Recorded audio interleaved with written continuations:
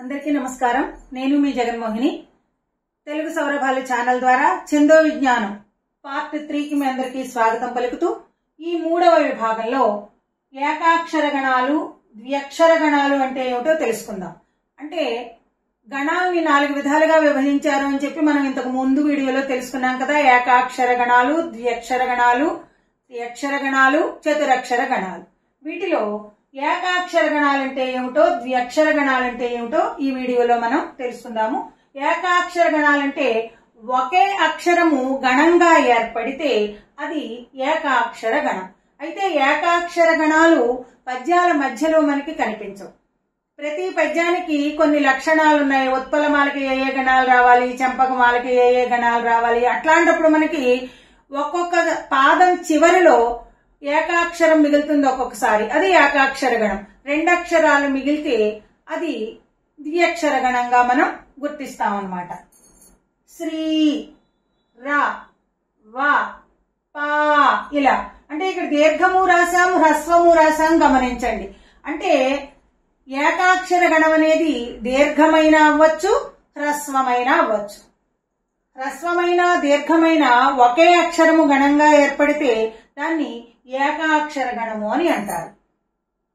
ద్వ్యక్షర గణాలు అంటే ద్వి ప్లస్ అక్షరము ద్వ్యక్షరము. ద్వి అంటే 2, ద్విపద, ద్వంద్వము. ద్వి అనేది 2 అనే అర్థాన్ని సూచిస్తుంది అన్నమాట.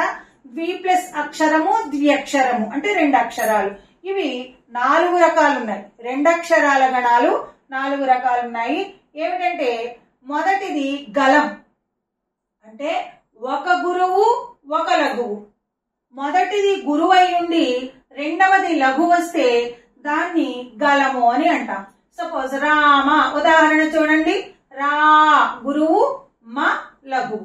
ఇలా ఒక గురువు ఒక లఘువు వస్తే దాన్ని గలము అంటాం. సీత, కాకి మొదలైనవి అన్నమాట.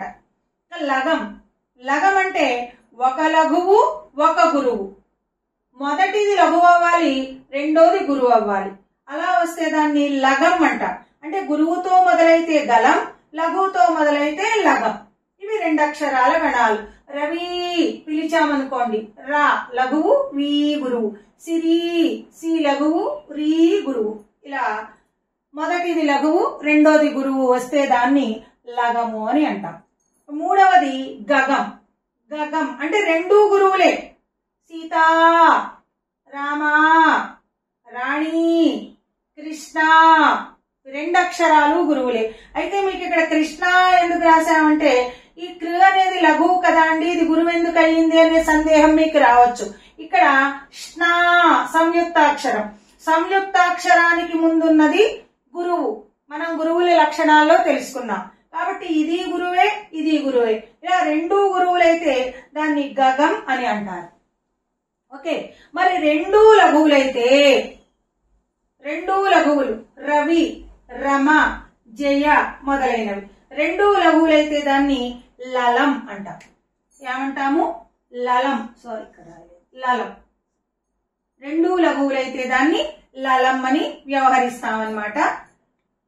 గురువు లఘువు అయితే గలం, లఘువు గురువు అయితే లగం, 2 గురువులైతే గగం, 2 లఘువులైతే లలం. 2 లఘువులైతే దాన్ని లలం అని పిలుస్తాం.